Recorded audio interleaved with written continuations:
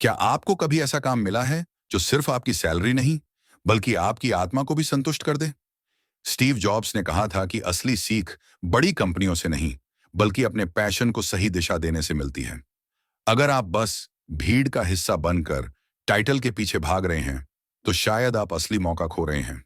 इस वीडियो में मैं आपको बताऊंगा कि कैसे सही कंपनी और सही काम चुनना आपकी जिंदगी बदल सकता है। आइए मेरे साथ इस सफर पर चलें और जानें कि असली बदलाव कैसे लाया जा सकता है। नमस्कार दोस्तों, नमस्कार। स्वागत है आपका बिल्ड में। बिल्ड किस चीज़ की सीरीज़ है?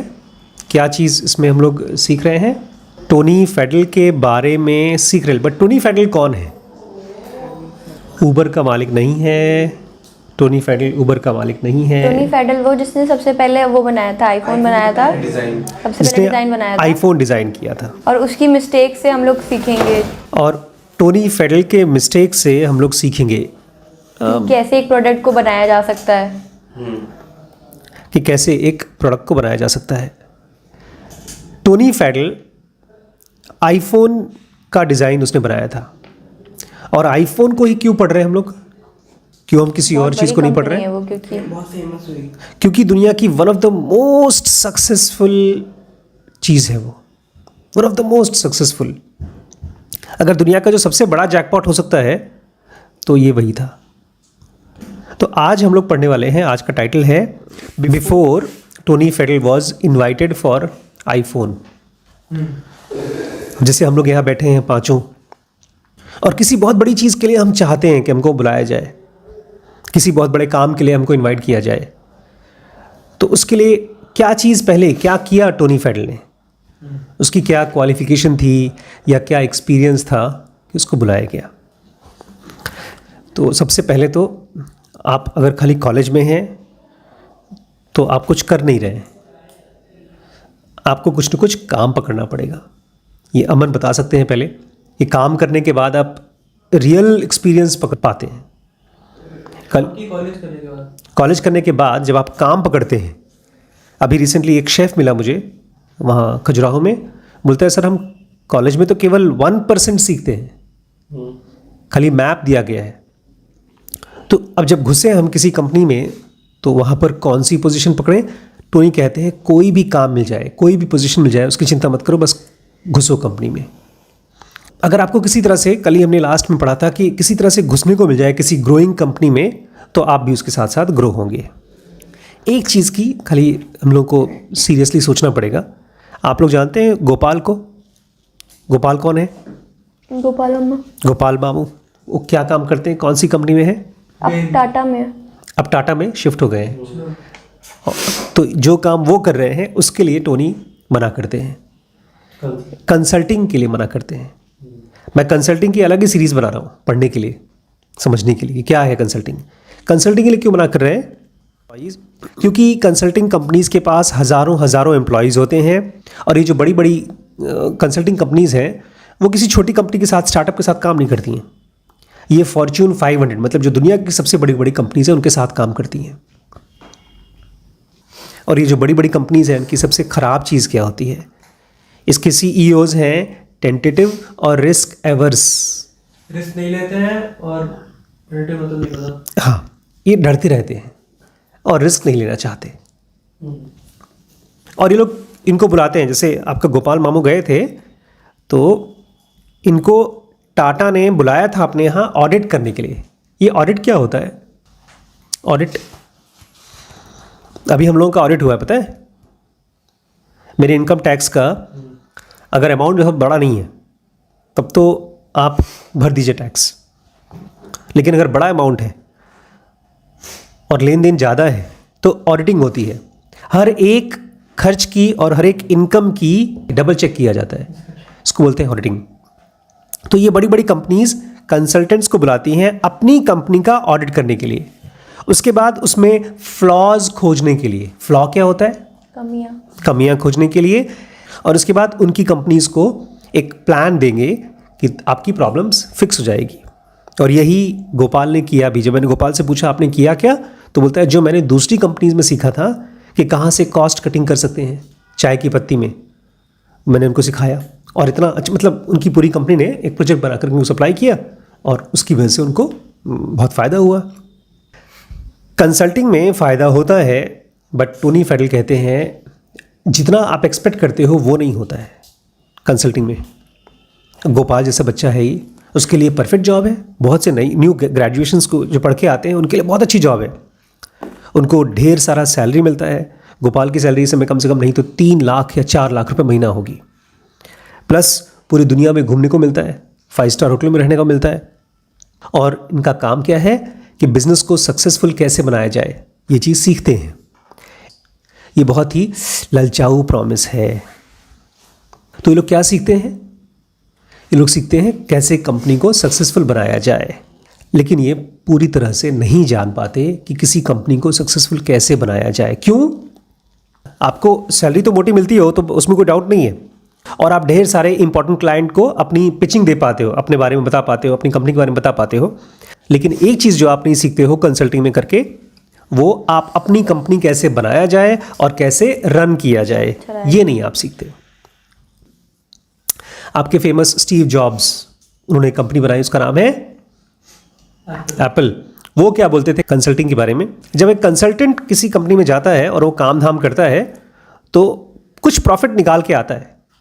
लेट्स से अगर 100 करोड़ की कंपनी है तो उसमें 1-2 करोड़ तो प्रॉफिट उनको फ़ायदा करा के आता है।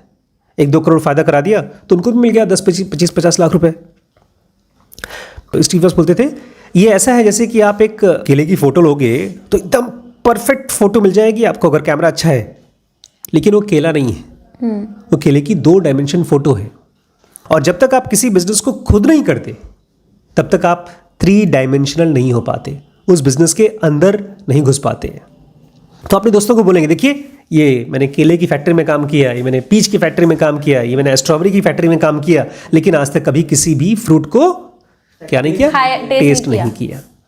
लेकिन फिर भी अगर आपको लगता है नहीं मुझे काम करना ही कंसल्टिंग में, तो कोई बहुत बड़ी जो 4 बड़ी बड़ी कंपनीज है उसमें मैकेंजी है, बेन कंसल्टिंग है, उसमें आप चूज़ कर सकते हैं।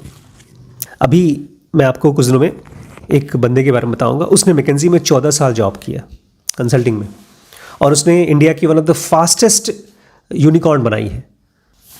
इसकी ब्रांड का नाम है मेंसा, और ये मेंसा MENSA, और इन्होंने बनाया फास्टेस्ट यूनिकॉर्न इन इंडिया। और इस बंदे का नाम है मिस्टर अनंत नारायण। इनका भी खुद ये कहना है कि अगर आप कंसल्टिंग में ही काम करते रहेंगे तो आप अपना खुद का बिजनेस नहीं बना सकते। तो अगर आप किसी कंसल्टिंग कंपनी में जाते हैं तो आपको पहले से डिसाइड करना होगा कि मुझे क्या चीज़ सीखनी है। आप लोग यहाँ आए हैं, आज यहाँ क्लास में बैठे हैं, आपको आइडिया है हम लोग कौन से 2 वीडियोस बनाएंगे आज? कौन कौन से? एक बिल्ड बिजनेस के बारे में और दूसरा पतंजलि योग सूत्र। मान लीजिए मैं आज कहूँ आपसे कि नहीं हम लोग अल्ट्रासाउंड सिखा रहे हैं, तो सबसे पहले कौन जाएगा यहाँ से? गौरी भाग जाएगी, सबके सब भाग जाएंगे ना, कोई बैठेगा नहीं। लेकिन नौकरी में ऐसा नहीं करते हम लोग, नौकरी में घुस जाते हैं क्योंकि पैसा मिलने वाला है, उसके बाद जो सिखाएंगे सीखेंगे। हम लोग कभी भी ये सोचकर नहीं घुसते बिजनेस में, किसी काम में, नौकरी में, कि हमको क्या सीखना है। आज मैं यहाँ पर आप लोगों से कह रहा हूँ, चारों से, मेरे पास ये ऑप्शन मैंने चूज़ किया नहीं कॉन्शियसली। 12th के बाद पापा ने कहा MBBS, मैंने कहा MBBS, मुझे नहीं पता था मुझे क्या सीखना है। ये तो जाके लखीमपुर में आने के बाद मैंने अपने आप को कहा कि मुझे बिजनेस सीखना है, मुझे स्पिरिचुअलिटी सीखनी है। आज आप लोगों को ऑप्शन है यहाँ पर खोजना, सोचना कि क्या आप सीखेंगे। अगर आप मैनेजमेंट कंसल्टिंग में जाते हैं तो ये आपका एंड पॉइंट नहीं होना चाहिए कि मुझे कंसल्टेंट बनना है। जैसे अनंत नारायण का कहना है और उसका एक्सपीरियंस भी है कि ये आपका ऑन द वे स्टेशन होना चाहिए कि मैंने वहाँ जा कर के ये चीज़ सीखी। आपको ये होना चाहिए दिमाग में कि मैं कुछ बनाना चाहता हूँ, हम लोग सीख रहे हैं कुछ बनाना, तो मुझे क्या क्या चीज़ सीखना है वो बनाने के लिए, कंपनी बनाने के लिए, ये आपको टाइम स्पेंड करना चाहिए। अगर आप किसी कंपनी को बनाना चाहते हो, जैसे ये आईफोन बनाया उन्होंने, आप आईफोन नहीं बनाएंगे, आप कुछ और बनाएंगे, तो अगर आप वो चीज़ सीखना चाहते हो तो आप ऐसा तो नहीं कर सकते ना कि अपनी छत के ऊपर से खड़े होकर के नीचे लोगों को बोला अरे सुनो वो लकड़ी वास उठाओ वहाँ रखो, रूफ टॉप पे खड़े होकर के आप किसी को हुक्म नहीं चला सकते। ऐसे काम नहीं होता, आपको अपना हाथ गंदा करना होता है। आपको हर एक स्टेप के बारे में केयर करना होता है, आपको हर एक डिटेल को बहुत क्या प्यार से क्राफ्ट करना होता है। ये क्या होता है? गौरी तो ज्वेलरी क्राफ्ट करती है, ऐसा कोई चीज़ है जिसके बारे में बहुत लविंगली क्राफ्ट करते हो? सोचिएगा इसके बारे में। और आपने वो चीज़ करने की कोशिश की और जब वो गिर गया, टूट गया, फॉल अपार्ट हो गया, तो उसको आप फिर से ठीक कर सकें। You have to really care about it if you want to build something. आपको अगर कोई चीज़ सीखना है तो आपको उस काम को करना पड़ेगा, आपको उस काम को प्यार करना पड़ेगा।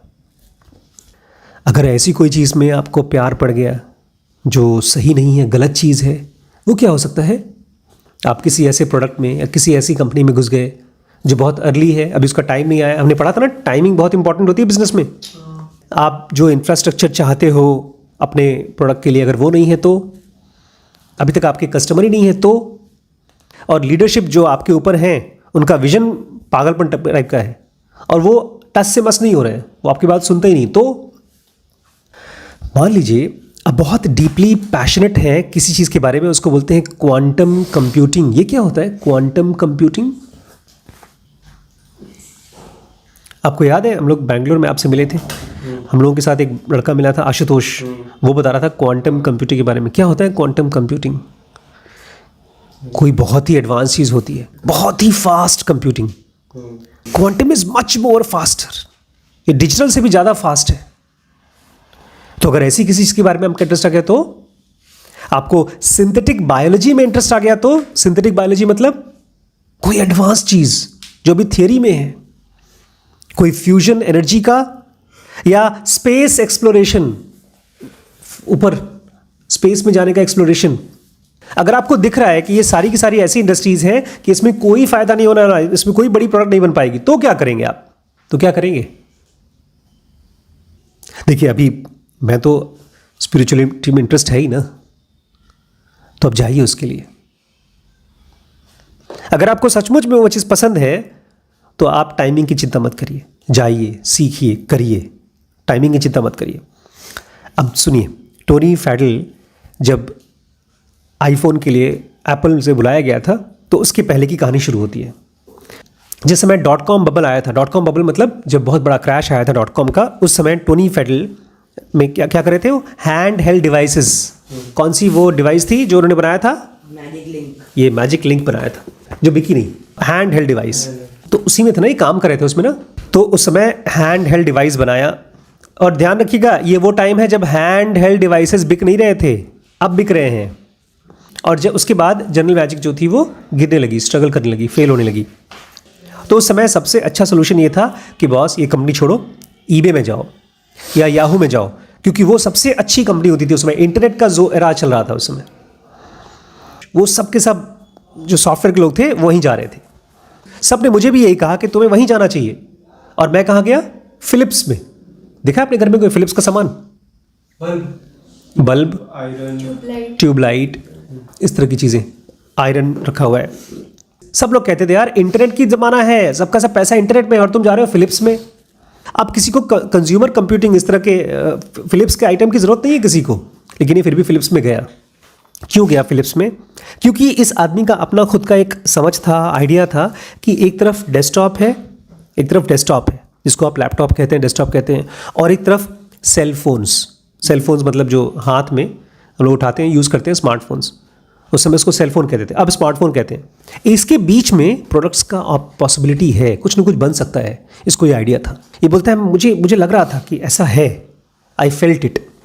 जब ये जनरल मैजिक में था तभी इसने अपनी टीम बनाई फिलिप्स में कि वो उसी डिवाइस को डिज़ाइन करे, और अपनी खुद की कंपनी बनाई जिसमें इन्होंने डिजिटल म्यूज़िक प्लेयर, मतलब एक ऑनलाइन, उस समय तो म्यूज़िक प्लेयर नहीं होते थे, मुझे याद है पापा ले आए थे MP3 प्लेयर छोटा छोटा। तो उस समय डिजिटल म्यूज़िक का एक प्लेयर के लिए टीम बनाई और खुद की कंपनी बनाई। मैं वो सब करता रहा। क्यों? क्योंकि मुझे पसंद था, वो काम करना पसंद था। मैंने पूरा सिस्टम नीचे से लेकर के ऊपर तक बनाया, उसके एटम्स, उसका इलेक्ट्रॉन्स, उसका हार्डवेयर, उसका सॉफ्टवेयर, नेटवर्क्स और डिज़ाइन, सब चीज़ बनाया। और जब एप्पल ने मुझे बुलाया कि तुम आईपॉड बनाओ, मुझे सब कुछ पता था कि कैसे होता है वो काम। तो मतलब समझे आप, अगर आप तैयार हो रहे हैं अपने क्राफ्ट में तो लोग आपको बुलाने के लिए वेट कर रहे हैं।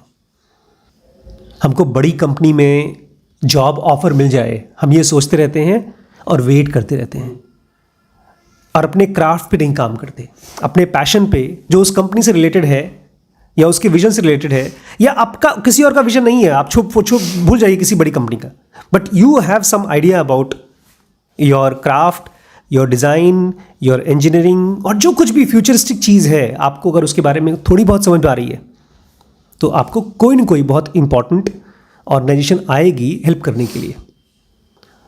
और अगर नहीं हो रहा है इसका मतलब आप नहीं सीख पा रहे हैं। टाइटल क्या था? Before Tony Fadell was offered iPod, he was invited for iPod, iPhone, iPod उसी कंपनी में, एप्पल में। तो उससे पहले क्या था, इसने इतना काम किया था कि उसको सब कुछ पता था कि आईपॉड कैसे बनता है। ये सिंपल सा चीज़ है। हम लोग गए थे शेफ़ के यहाँ, उसने बहुत अच्छा खाना बनाया, उसको आता था खाना बनाना, इसलिए उसको बड़ी कंपनी में जॉब मिली थी, क्योंकि उसने बहुत बार बनाया है। एग्जैक्टली। बट ये तो आईफोन बनाने की बात चल रही है, तो उसमें तो और बहुत सी चीज़ें सीखनी है आपको। ठीक है।